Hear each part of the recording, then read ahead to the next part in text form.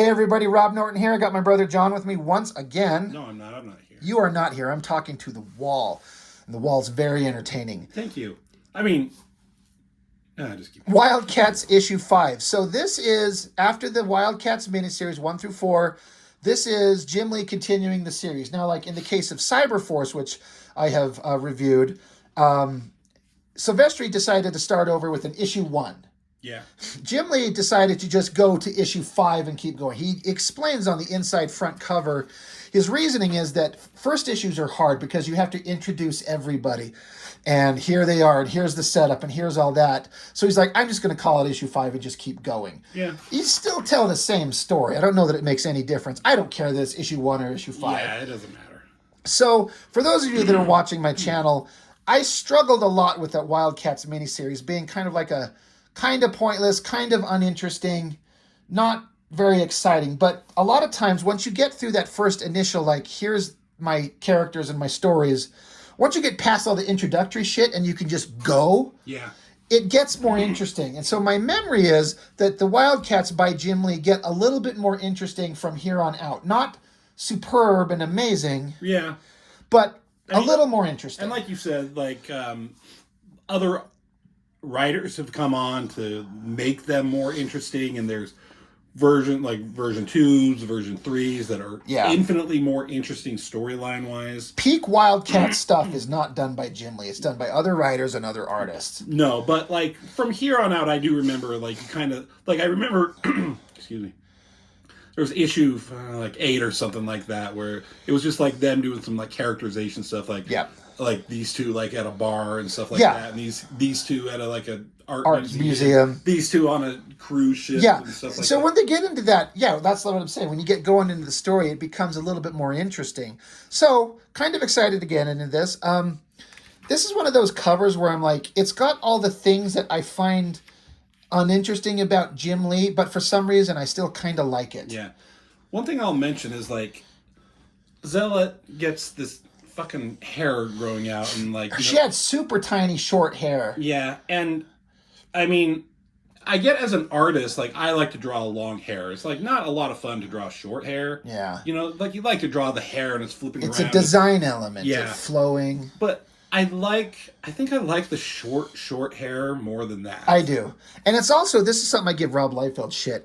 Girls don't fucking have hair like this, where it's super short and then one giant fucking rat tail. Yeah. Their hair is like one length. It's either short or long, generally speaking. But this is like some Rob Liefeld bullshit going on here. You could maybe like just cut off the... Just lose the ponytail and she looks better. Yeah, she look like a Major Kira or something. Right, yeah. Well played.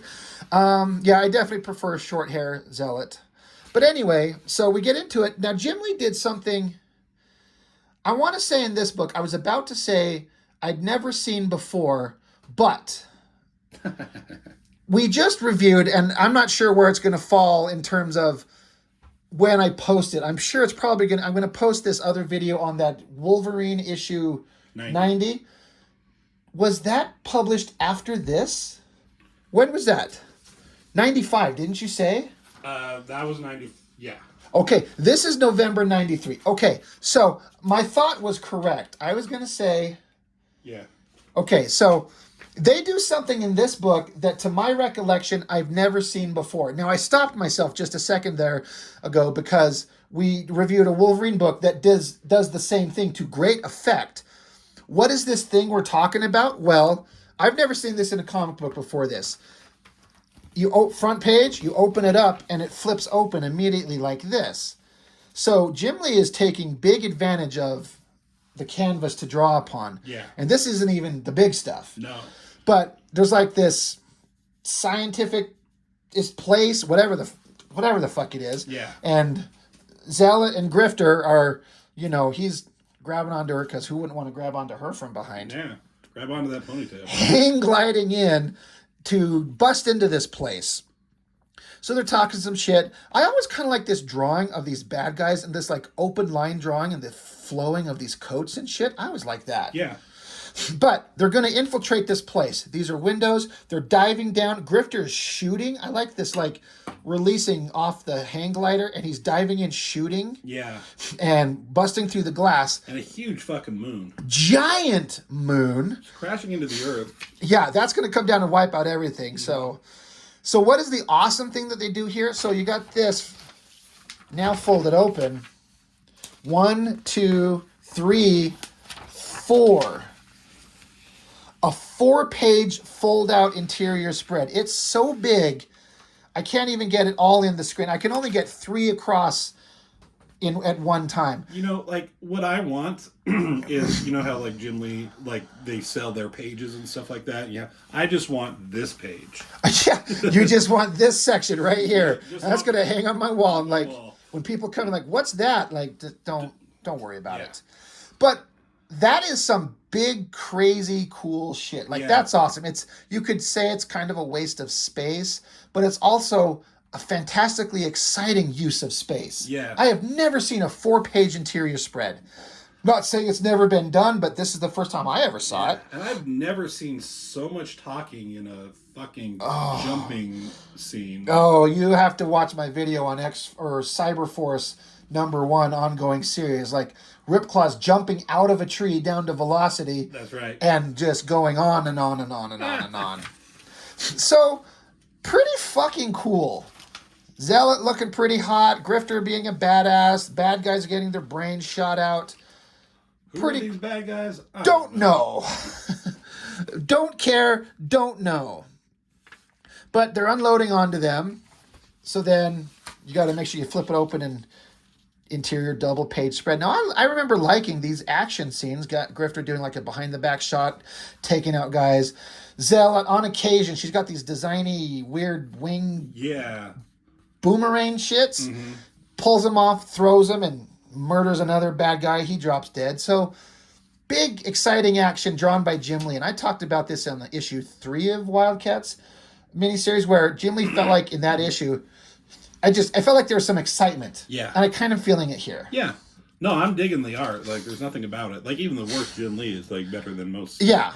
So, stabbing people, dropping them dead. So, they're continuing on, sneaking around a base. They're looking for something. I don't know. You know.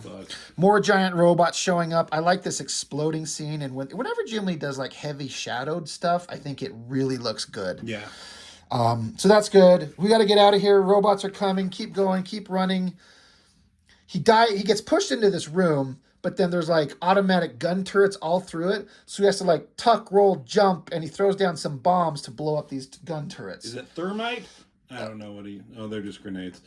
A few well-placed grenades. The whole corridor is lined with Gatling defense system. No time to use my guns. Oh my God. Thank God he's telling us. Yeah. If it's not a thought bubble, it's him just saying it out loud. I don't know if you had a chance to watch my Captain America City on Ice. No, not yet. I talk about so much how there's so many inner thoughts, like the thought bubbles, where he thinks what he's doing, and then you're seeing him doing what he's doing. Like Captain America, I say this. Captain America will jump off a roof, and he'll have the thought bubble. I have to jump off the roof. Stop it. Fucking stop it. Now, you don't see thought bubbles in any of this shit, so now they just say it out loud. I know, and it's just like... I don't need to hear him. Yeah, you get what's going on. I get it. on. If you're a good artist, you get it. Just remove the text. Guess what? I still know what happened. Yeah. Anyway... he gets into another place, pushes some buttons, this big giant door opens, and there's some technological shit, but then there's some bad guy tucked behind a wall. He pops out, and he's evil because he's got a nose ring, a goatee, and an eye patch, and a cock ring. Yeah. How do I know he has a cock ring? Because... He's a bad guy. I just assume. They tell us in the neck. That's his name. His name is Cock Ring. So... opens up, and I always like this. He throws up like a little disc shield, like an energy shield, blocking those lasers, and he's doing it as if this is no big deal to him. He's just like blocking the lasers. Yeah. And then out of the blue comes Misery is her name. Yeah. She's just there. And Grifter, he's like, this is crazy. Senses aren't registering a life form from either of them. So He's got some kind of like extrasensory power. Isn't it from the Team 7 shit? Something like He's got some power. He has some power that's not very. He doesn't use it. Yeah, it's not very often. It's pretty overwhelming. I think it might even kill him if he tries to use it. So he was trained as a coda by Zealot. Yeah. Which is kind of cool, because men don't get trained in the way of the warrior bitches. Nope. But he did. Yeah. So he's a warrior bitch. Anyway, kicks him in the face. I always thought this drawing was kind of cool, this long, skinny panel. And I've always wondered, like, how do you get these skinny these skinny lines in your artwork? It's hard. Yeah. Looks great. But hot redhead girl's kicking at him. She kicks, misses. He kicks, connects. Background's be right in down. the fucking face. Background's be down. It's fine. He could get away with it considering how much he's done. Yeah. So like you already know where they're at. So right. You don't need to. Yeah, he's established where the fuck they're at. So then she's like telepathically talking to him. He's like, she's some kind of telepath, hard to resist. And then creepy bad guy just zaps him from behind. She should have showed him her boobs. Hard to right. resist. That will like stop me in my tracks. I'm like, oh, what? So she grabs his head and slams him in his face into the ground. She says, a bitch. And so am I. That's right from, that's Catwoman. That's Batman Returns. Batman Returns. Life's a bitch, and now so am I. That's right, lady. Just keep talking. Damn it, where are those guys? So he's basically waiting for backup. Yeah, where are those guys? And if you know the sound effect VNNN, that's the sound effect of Void teleporting in. Oh. Random tangent? Why didn't they all just fucking teleport? Right. What's that? That's Rival, coming to the Image universe in 94, created by Jim Lee. Oh, fuck you. No, he didn't. It absolutely did not. I wonder if this got turned into Union. Onion. Whatever the fuck that is. I like that drawing. Yeah. It's like that Sin City style that he was doing. I love the black and white of it, the gray tone. I think that is a cool drawing. Huh. But it was never anything. That's funny. So, random little... Anybody know? Was that anything? Anybody know the history on that? Funny, but not surprising. Yeah, not surprising, Image Comics. And here's an ad for the Killer Instinct crossover that we're about to get into after this issue. And there they are. Here's the team. Warblade, you and Maul cover the woman. Voodoo and I will take care of the Damonite. So this guy must be one of them lizards. Yeah. He's like a xenomorph or some shit. So the rest of the Wildcats are here, but it'll be to no avail. It'll be to no avail, Grifter. For now, you should all simply perish together. Voodoo's got like a costume now. She's out of her little slutty stripper outfit into like kind of a cool costume thing, Yeah. like a almost like a uniform. I kind of like it. Yeah. I dig it. That first outfit she was in, I don't know if that was ever intended to be a costume forever. Yeah. It was just what she was wearing when she was shaking her ass for money. But then she busts out her powers. She establishes a mind lock and separates, or whether Lizard Guy, oh yeah, he was actually possessing this human dude. So she separates Lizard Guy from human guy. So it's kind of a cool concept with these aliens like possessing. It's always kind of scary when an alien can possess you and take form, and so you don't know who's who. That's Skrulls. That's the Dominion. That's the Brood. The Brood. So then he slashes at her, cuts right across her bosoms. So Spartan. I almost called him Shaft. Ah. Spartan blows a giant hole in him. Thank you for killing him. Thank you for waiting to shoot him till he chops at her. You did call him Shaft. I did. I did do that. In my previous review of Wildcats, I called Spartan Shaft and didn't know it until I watched it later. I'm like, oh whatever. Yep. This is all just off the cuff, so there's going to be errors. No one's perfect. Meanwhile, hot redhead girl going around a corner. My name's Maul, and you hurt my pal Grifter. She's like, take it easy, big guy. We're just playing. So she speaks to him, and then she does her little telepathic speak into his head. So she's like going to get into his head, but then she jumps up. She's touching his head as she dives out of the way. And she's like, there's nothing up here for me to work with. He's like, get out of my head. So again, Maul's kind of not interesting, even with his giant back tusks. Yeah. They're just in the way. She should get skewered on him. She should just walk back into a room after a battle and have like several dead bodies just hanging off them. And have everybody just be like, dude, what the fuck did you do? He's like, what do you think these tusks are for? I like he busted through and like there's Zealot on the other They're just side. right there. Oh, hey, what are you doing back here? Need any help? He's so stupid. Like, you got somebody you're supposed to be fighting, dum-dum. Yeah. Meanwhile, she drops in front of Warblade. Awesome little picture. Not bad. So it is, you misery. But that's impossible. I saw you die. Only in dreams, lover boy. We could still kiss and make up, just like old times. So, dives at her. Big, awesome, cool shot. You know, it's pretty cool. Yeah. It's not my favorite Jim Lee drawing. I mean, I'm never going to be sad at a close-up of a Jim Lee girl ass. No. But I'll always be sad at a close-up of stupid Warblade's stupid pipe costume. Look at all these pipes just flailing off around him. They don't do anything. I go on that way too much. No. No. I like this drawing of Zealot, just the figure. Like, I'm feeling the vibe with his artwork. It's Jim Lee's kind of, I think he's having fun. Yeah. Fighting more monsters, looking for something. They keep searching. Spartan plugs in a USB cord to his eye socket, so that's cool. And kind of a cool face shot of him. Yeah. You know, that could be Shaft. That could be Heat Wave. Yeah. It could be any number of Image Comics guys. I'm sure Rob Liefeld would have loved to draw that picture. He wishes he could draw that picture. So he's finding out that there's something about versions of androids like him. I think.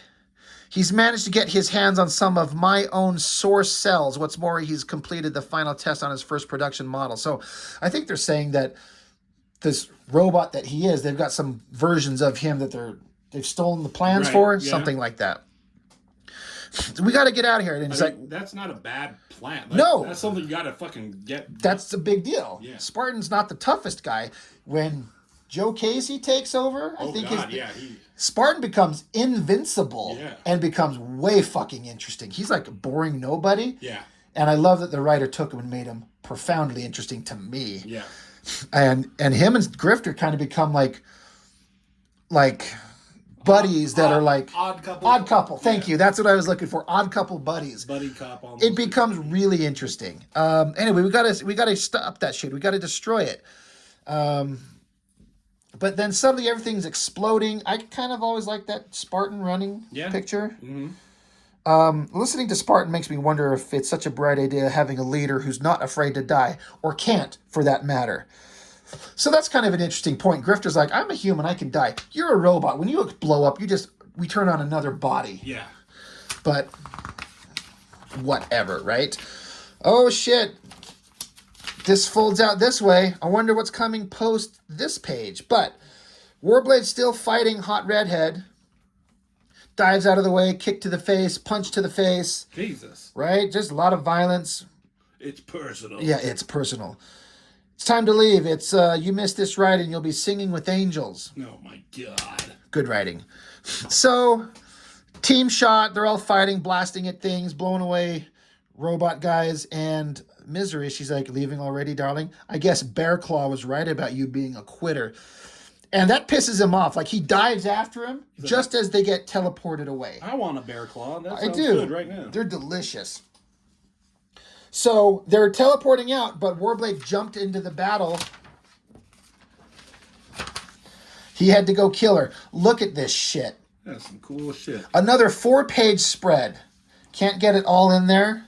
So we kind of don't need the tail ends of it. So we'll just focus on this. I would love to see I would just die to see this original artwork. I know. I love this arm, the hand right there. Yeah. The angle on it. Everything. And, he still gets the body proportions pretty damn correct. When the bigger it is, the harder it is to keep everything in proportion. Right. It starts drifting and going weird. But even, Warblade's, he's got a big, firm, tight ass, just like her. Like, these two should just get it on and bang it out and solve. Everything could be solved. A lot of these problems could be solved. Yeah. Just bang it out. Bang, bang, bangity bang. And he can, shape his body parts into all kinds of things, so. I like this way over here, this silhouette of her chopping at him. Yeah, I like that one there, that one there. I kind of like this drawing here of, the guys, an open line drawing where, they're teleporting away. But they're like, this place is exploding. We're barely getting out at the last minute, but Warblade had to dive after a redhead bitch to get her and kill her. God. So they're chopping at each other, blood. You don't know, but it says right here, the Wildcats are teleporting inside their nearby floating jet. Why Zealot and Grifter had to like hang glide into it, I don't know. Double page spread to end the book. They take off and they're like, what's going on? Nothing's done. Nothing, it hasn't exploded yet. Maybe there's time to go back for Warblade. And then boom, boom, thoom. And they're like, Warblade's in there. His name's Reno? His name is Reno. Okay. Reno. 911. Asian name something. Because I think he's supposed to be an Asian guy. Oh.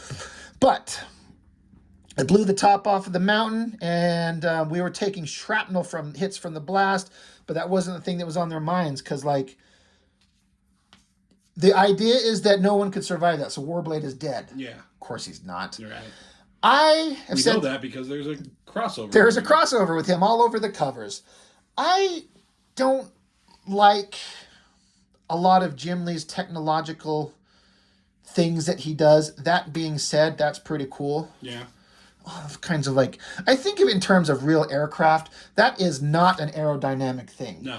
But this is me who kind of likes planes and jets and thinks about shit like that. It looks like a good spaceship. Mm-hmm. Like this is even like a warp engine, So pretty cool design. But anyway, that's the end of issue 5, the beginning of the ongoing series of Wildcats. I enjoyed this a lot more than the regular series. Yeah, that's... And he ate up every page possible because the back letters page is literally the back cover. A lot of times there's like ads and shit and upcoming stuff and flip and flip and flip and flip. And then you get to the back, but it ends right there. So he utilized all his pages. He went for it artistically. Pretty damn fun. Yeah. And picking up from here is the Wildcats Cyberforce Killer Instinct crossover. I'm looking for that inset. It doesn't say here. It said it in the Cyberforce. It listed which issues and I think which order. It doesn't matter. Yeah. I believe part 1 starts in Wildcats number 6 and part 2 is Cyberforce number 2. I remember it was like the end of it was a Cyberforce book. Yeah. Book. And I've said this like how in the previous 2 issues of Wildcats, Youngblood never looked better. Yeah. In a way, like seeing Jim Lee draw Cyberforce, they looked awesome. Yeah. And Silvestri drawing Wildcats, they looked awesome. Like, it's awesome to see them, like, drawing their homies, I'm going to draw your team. So it's kind of like you want to bring your A game. Yeah. But you're also going to draw their characters awesome. I thought, my memories of it was a pretty fun thing. Although there is an issue that's it has some of the dumbest shit ever happen in that issue of Wildcats. I'm not going to get into it. I know exactly what you're talking about. Now, did you think about that stuff before I brought it up to you, or did it occur to you? I know you know what I'm talking about. I think you pointed most of it out. Yeah. I was a lot younger, I was just like, cool art, man. It was, but there's some ridiculous stuff that's just like, I know it's a comic book, but you can't have like, you're worried about people dying because of the violence happening to them, and then they're in a jet and they get hit by 10 missiles and the jet explodes, and then the team is all just falling through the air going, what do we do now? If you're in a plane that's shot by missiles and it explodes, you die. Yeah. That's just starting. I mean, obviously you haven't watched a single episode of G.I. Joe. Missiles hit those Cobra Rattlers or whatever, the jets, boom, poof out into like parachuting seats. You're right. This is all me. Anyway, Wildcats number 5 is kind of a quick breeze through it because it's just fight, fight, fight. Yeah. There's no attempt at any kind of like real storytelling. But, who cares? It's fight. It's Image Comics. It's Jim Lee. It's Wildcats. It was to set up the crossover. That's true. Introduce the misery bitch. And she has a thing with Warblade. I was going to make a "Aren't they all?" comment, but that's just a bad joke. Yeah. Fun. I had a lot of fun with this. That's why your future girlfriend's going to have a tumor. That's why I'm single right now. And she's going to have a tumor. Right. She will. See previous video for context. Anyway. That's all I've got? That's all I've got. Fun issue. I can't wait to get into the Killer Instinct, but that'll be coming up soon enough. Yeah. Anyway, that's all I got. So thanks for watching and see you soon. Yeah.